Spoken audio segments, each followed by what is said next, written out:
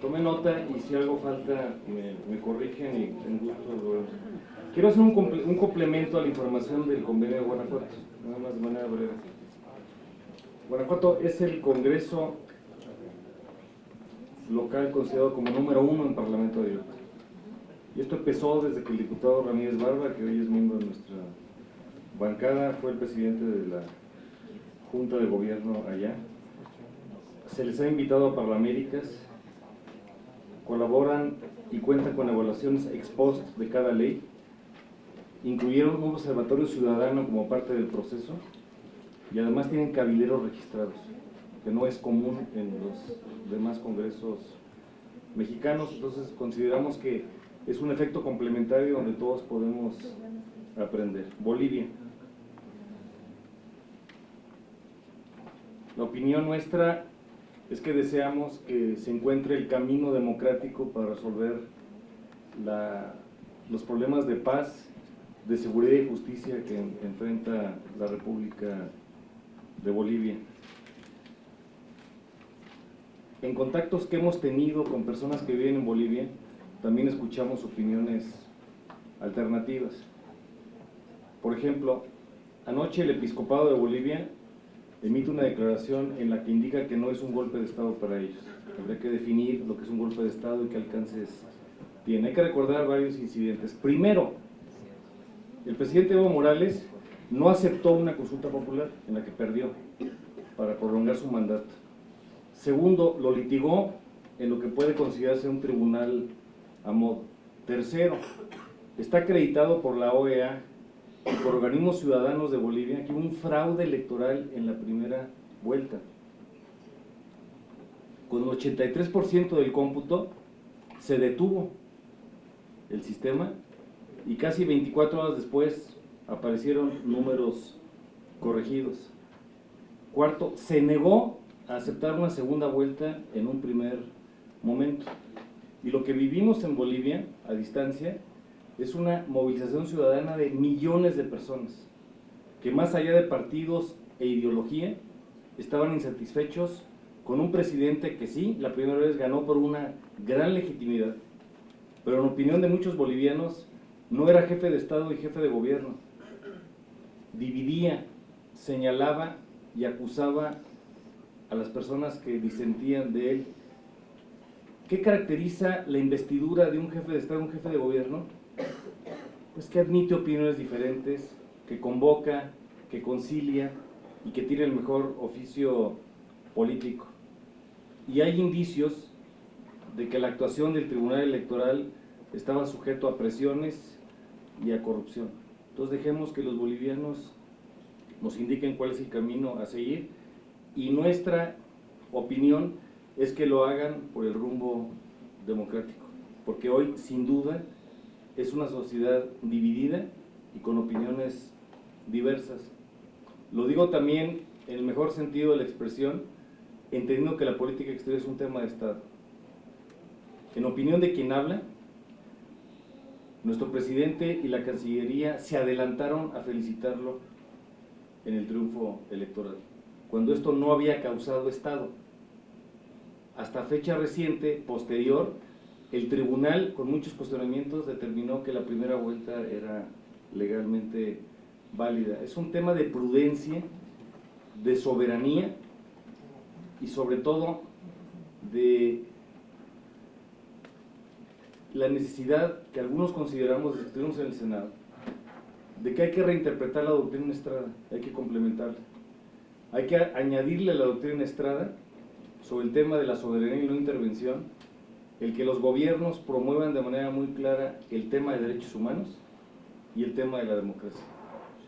Y en el tema de la democracia, al menos lo que escuchamos es que deja muchas dudas sobre el proceso que ha seguido Bolivia. Había otras preguntas que tienen que ver con los alcaldes y la atención a ellos en materia presupuestal y en materia presupuestal. Lo vamos a dialogar dentro de un rato en la Junta de Coordinación Política. La opinión nuestra es que el presupuesto tiene al menos 5 déficits y muy graves. El primero es que no atiende bien al campo, el segundo es que no atiende la vida de los ayuntamientos El tercero es que tiene demasiados hoyos en el tema educativo, ni siquiera cumple las obligaciones de la última reforma constitucional, educación inicial, educación normal, el fondo para garantizar el cumplimiento de la educación superior, entre otros. Cuarto, en seguridad, habría que restablecer por lo menos el Fortaseg.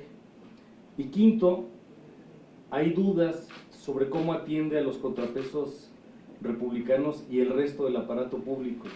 Ejemplo, los órganos autónomos, ejemplo, el Poder Judicial, entre otros, y nos preocupa porque además la melodía que este gobierno no entiende es que no propicia el crecimiento económico. Y si no propicia el crecimiento económico, no va a haber recaudación, ahorro, inversión, y vamos a tener una gran cantidad de dificultades. Nosotros estamos abiertos a escuchar a todos los sectores que quieran acercarse en este tipo de aspectos que están pendientes. En el tema del financiamiento a partidos políticos, nosotros no vamos a acompañar. Primero, porque es una simulación demagógica. Debería de verse una reforma política integral. Lo que ayer que se hizo evidente en medios es un reciclaje de una propuesta aleatoria, acrítica e incompleta de Sergio Gutiérrez Luna, que hizo desde abril. O sea, no es una propuesta reciente y que se empezó a procesar en consultas con la Comisión de Gobernación. Entonces, el tema de partidos, primero, no es una reforma integral, es una simulación. Pongámosle números a la casa. Segundo, el financiamiento completo de partidos políticos en un redondo son 5.240 millones de pesos.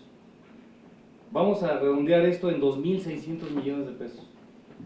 Cuando este gobierno genera clientelas, no atiende el tema de la pobreza, hay 402.000 millones de pesos en programas sociales que no tienen reglas de operación ni tienen padrones de beneficiarios de carácter público. Es una simulación y es una demagogia.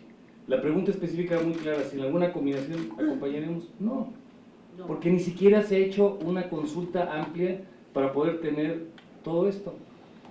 Y me da la impresión que el propio coordinador de Morena sabe que no tiene los números, por lo menos hasta este momento, y es para complacer al presidente de la República, solamente para complacer al presidente de la República. Entonces, en ninguna combinación vamos a apoyar el tema de financiamiento de partidos políticos. En el tema de la unidad, inteligencia financiera y del espionaje.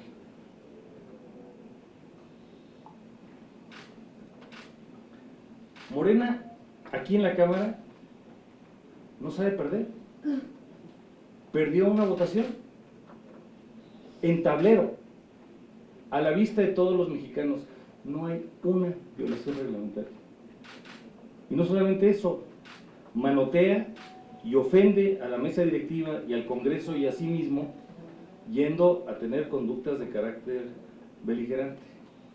Lo primero que hace un funcionario público es protestar, guardar y hacer guardar la cuestión política del país. Quieren que violentemos la Constitución y que paguemos costos internos. La iniciativa que se votó a favor es de Morena, es un asunto interno, y quieren que se los corrijamos nosotros.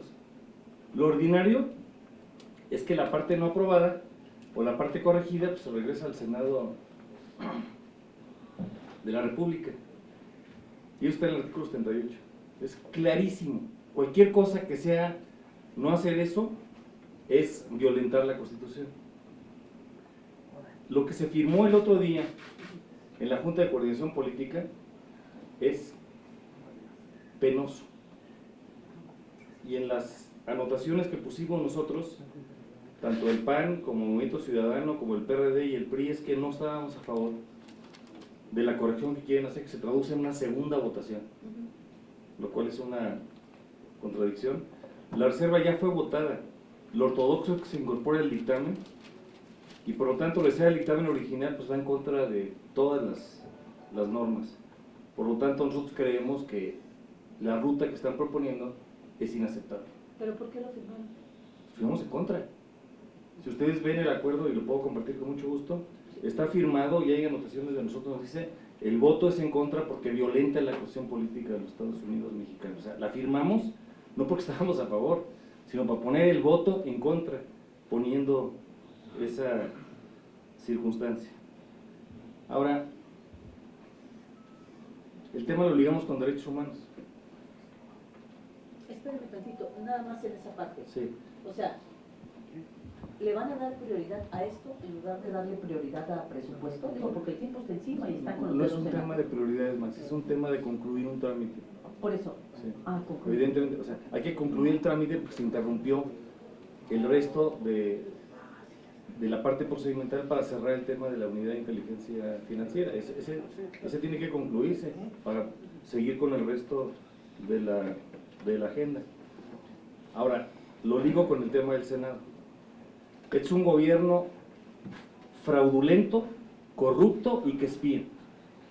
3 antivalores: fraude, corrupción y espionaje. Y esto empezó la semana pasada, el lunes. Me acusaron de ser granjero de bots. Y una serie de absurdos. Y cierra el ciclo de espionaje el jueves con el otro coordinador parlamentario. Eso es espionaje. Es un gobierno mentiroso y corrupto. Y hoy, por eso acompañamos al presidente del PAN, cuya conversación entre él y el coordinador parlamentario en el Senado fue violentada para hacer una denuncia en la Fiscalía contra el espionaje. Y ahora son perfectamente contradictorios. Aquí quieren repetir una votación que perdieron en tablero, y allá no quieren repetir una votación fraudulenta en donde no hay manera de justificar los 2 votos ausentes. ¿Pierde legitimidad así las cámaras con estas decisiones?